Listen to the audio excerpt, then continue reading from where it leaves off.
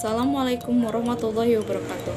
Hello everyone, my name is Dea Arpiani from the Business Education Student of Generation 2019 Satanagang Tirtayasa University. In this video, I will explain the dynamic with chapter material about the principle of Bernoulli and its application in everyday life. For that, let's just watch video. Hopefully it's useful. Before starting to watch videos and carry out learning activities, it will be nice if we pray first according to our respective belief and religions. Prayer begins.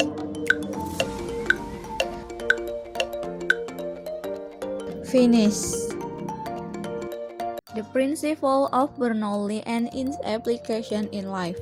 Di sini saya akan membahas mengenai asas Bernoulli dan pengaplikasiannya dalam kehidupan. Sebelum kita lanjut mengenai asas Bernoulli dan pengaplikasiannya, terlebih dahulu kita harus mengetahui tentang asas kontinuitas. Persamaan kontinuitas atau asas kontinuitas adalah persamaan yang menghubungkan kecepatan fluida dari suatu tempat ke tempat lain. Pada umumnya, suatu fluida yang mengalir masuk ke dalam suatu volume yang dilingkupi permukaan di titik tertentu akan keluar di titik lain. Anggap suatu fluida masuk ke dalam sebuah pipa. Massa yang masuk ke dalam satu pipa harus sama dengan massa fluida yang keluar di ujung lainnya, walaupun memiliki diameter yang berbeda. Atau dapat dikatakan bahwa massa yang masuk dari massa yang keluar adalah konstan. Pada gambar di atas, fluida mengalir dari kiri ke kanan dengan A1 itu luas penampang ujung pipa dengan diameter besar, satuannya meter persegi. A2 itu luas penampang ujung pipa dengan diameter kecil, satuannya meter persegi. V1 itu kecepatan aliran fluida pada bagian pipa yang berdiameter besar, satuannya meter per sekon. V2 itu kecepatan aliran fluida bagian pipa yang berdiameter kecil, satuannya meter per sekon. Sedangkan L itu jarak tempuh fluida, satuannya meter. T itu waktu tempuh fluida, satuannya sekon. Berdasarkan prinsip kontinuitas dan kekalahan massa, maka dapat ditulis dengan setelah kita tadi membahas sedikit tentang asas kontinuitas, sekarang langsung saja kita ke subbab materi yang akan kita bahas, yaitu mengenai asas Bernoulli dan pengaplikasiannya dalam kehidupan sehari-hari. Asas Bernoulli. Penemu dari asas Bernoulli ini sendiri bernama Daniel Bernoulli.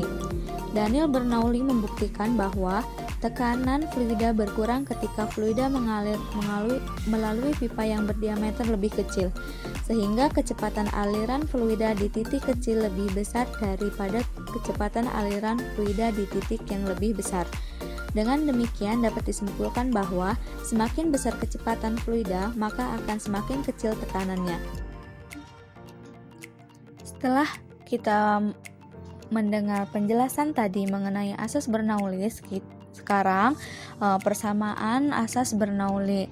Persamaan asas Bernoulli itu dapat ditulis dengan P plus 1/2 rho V kuadrat plus rho GH sama dengan konstan, atau P1 plus 1/2 rho V1 kuadrat plus rho GH1 sama dengan P2 plus 1/2 rho V kuadrat plus rho GH2, dengan P itu adalah tekanan fluida, satuannya Pascal, V itu kecepatan fluida, satuannya meter per sekon, G itu gaya gravitasi, satuannya meter per sekon kuadrat, H itu ketinggian fluida, satuannya meter, rho itu massa jenis fluida, satuannya kilogram. The principle of Bernoulli, asas Bernoulli. Penerapan dari asas Bernoulli ini seperti pada gambar berikut. Fluid move in the pipes of different heights and cross-section area. Jadi, fluida bergerak dalam pipa yang ketinggian dan luas penampangnya yang berbeda. Pada gambar ini, suatu fluida bergerak dari titik A yang ketinggiannya H1 dari permukaan tanah ke titik B yang ketinggiannya H2 dari permukaan tanah.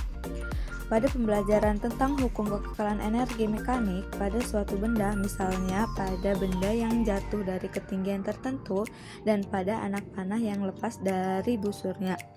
Hukum kekekalan energi mekanik juga berlaku pada fluida yang bergerak, seperti pada gambar ini.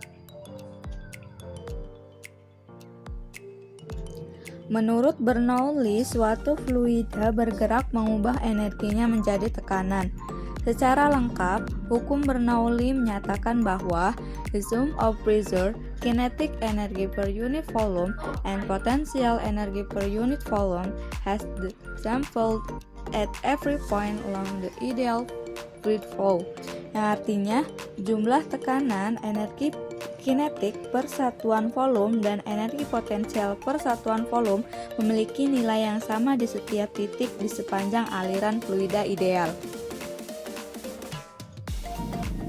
Dari penjelasan tadi, sehingga dapat kita tulis dengan persamaan P1 plus 1 per 2 rho V1 kuadrat plus rho GH1 sama dengan P2 plus 1 per 2 rho V2 kuadrat plus rho GH2, dengan P itu adalah tekanan fluida satuannya Pascal atau Newton per meter persegi, V itu kecepatan fluida yang satuannya meter per sekon, G itu gaya gravitasi yang satuannya meter per sekon kuadrat, H itu ketinggian fluida yang satuannya meter, dan rho itu adalah massa jenis fluida yang satuannya kilogram. Sekarang kita lanjut mengenai application of the Bernoulli principle atau pengaplikasian dari asas Bernoulli. Hukum Bernoulli diterapkan dalam berbagai peralatan yang digunakan dalam kehidupan sehari-hari. Berikut ini adalah beberapa peralatan yang menggunakan cara kerja hukum Bernoulli. Di antaranya ada venturimeter, terus tabung pitot, gaya angkat pada sayap pesawat, penyemprot nyamuk, dan kebocoran yang terjadi pada dinding.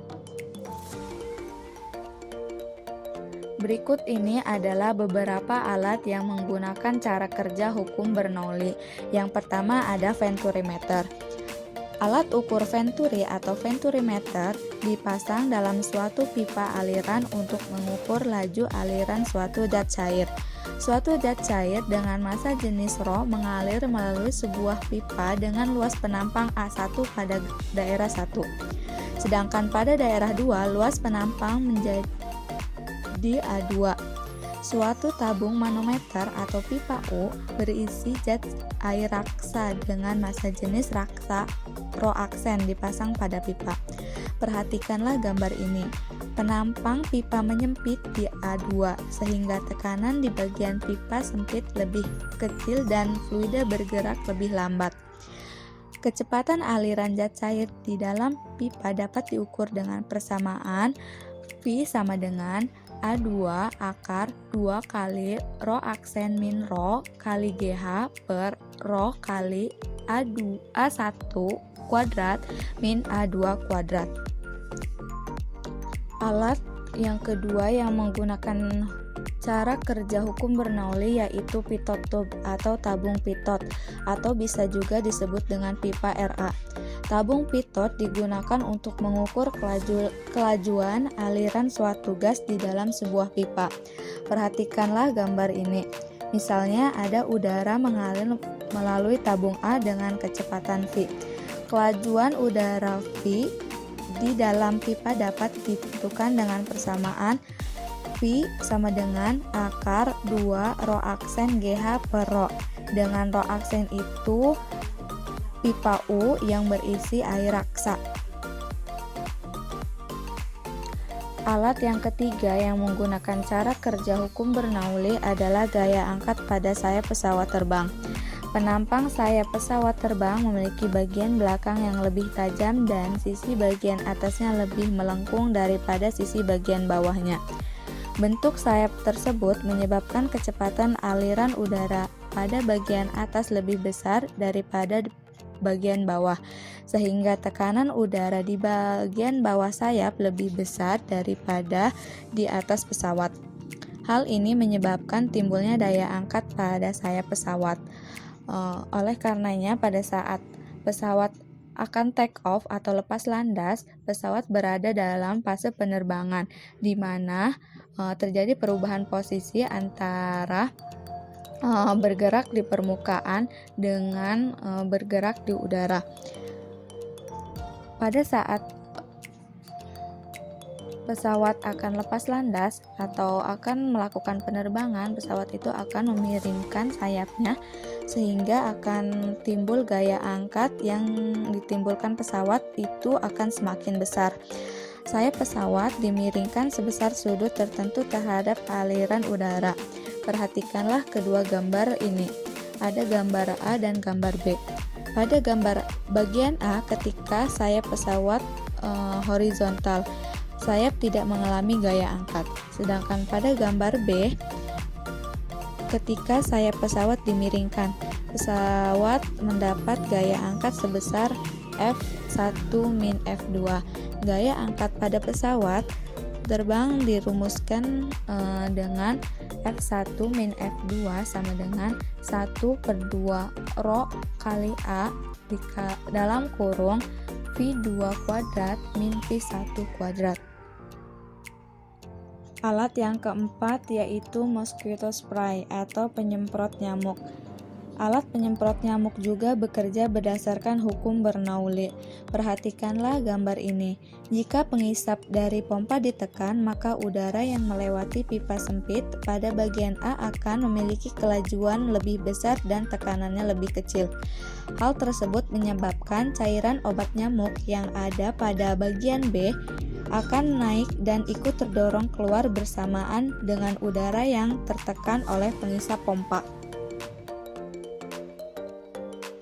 Alat yang terakhir yang menggunakan hukum Bernoulli yaitu kebocoran yang terjadi pada dinding tangki.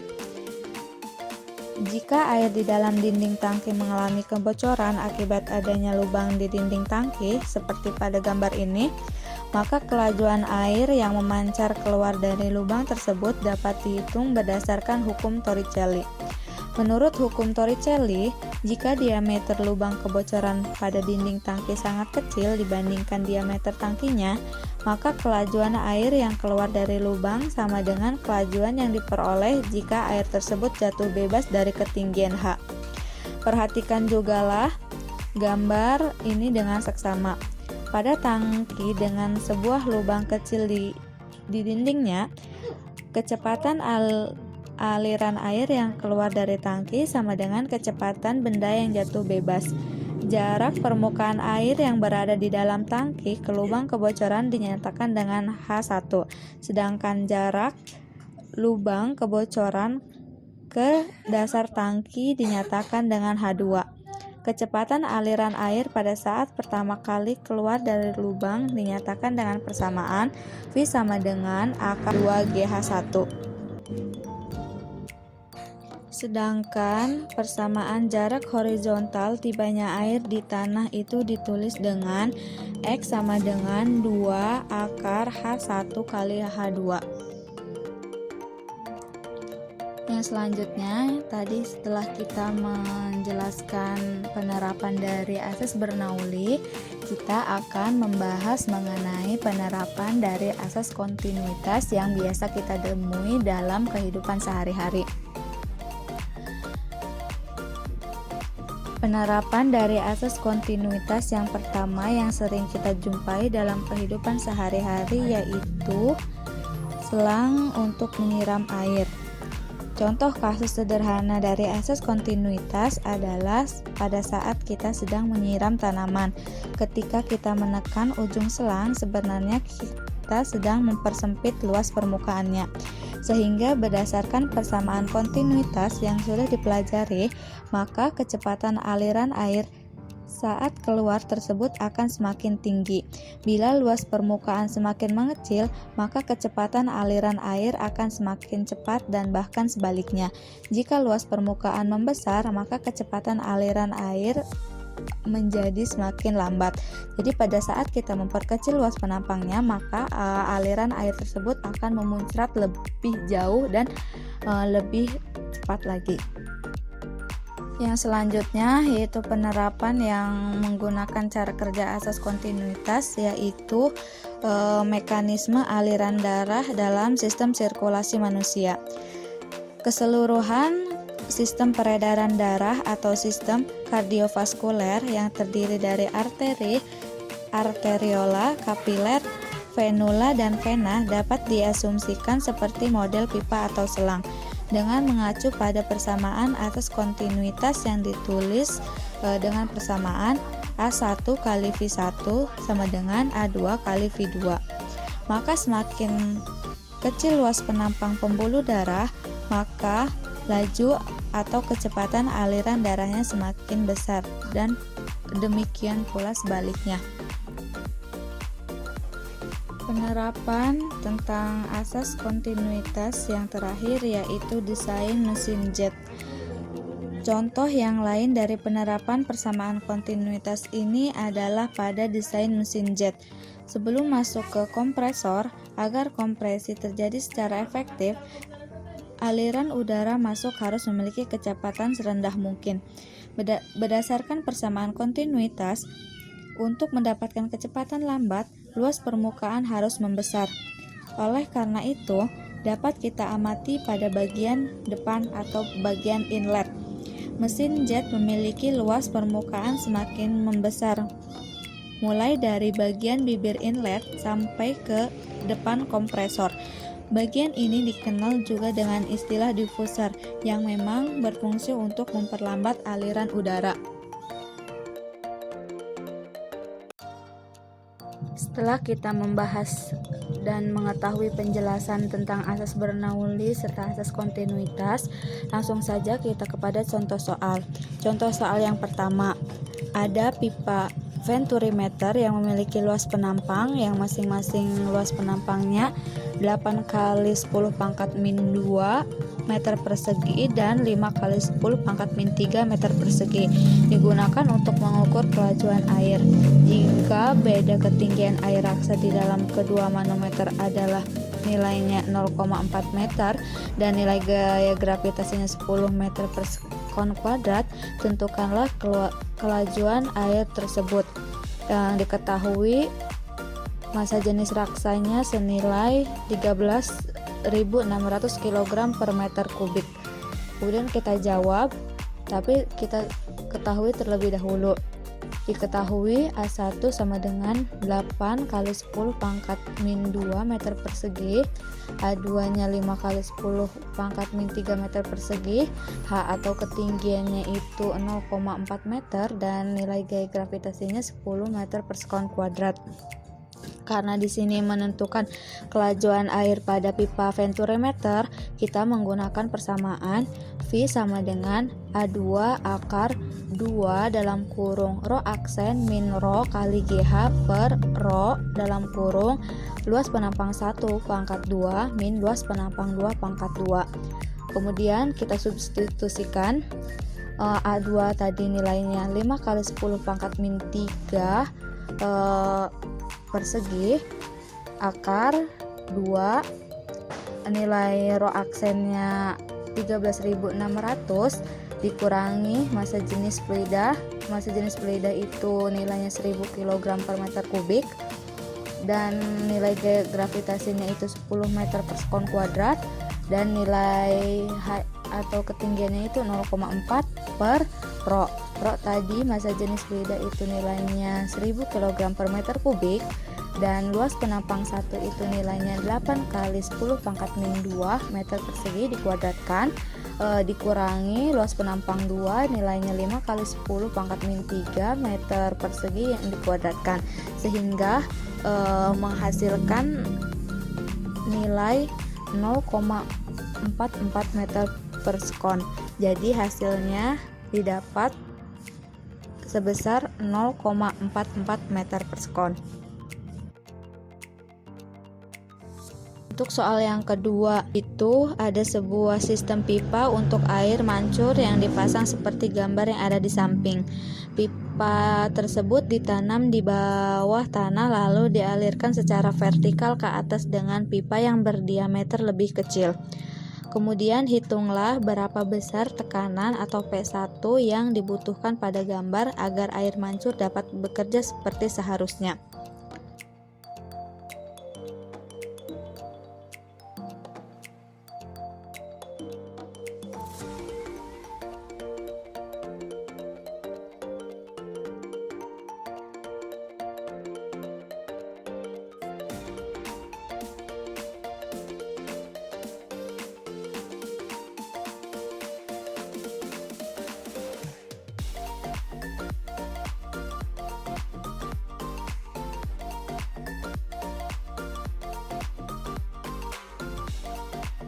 Setelah kita mempelajari materi asas Bernoulli dan asas kontinuitas serta penerapannya dalam kehidupan sehari-hari, dan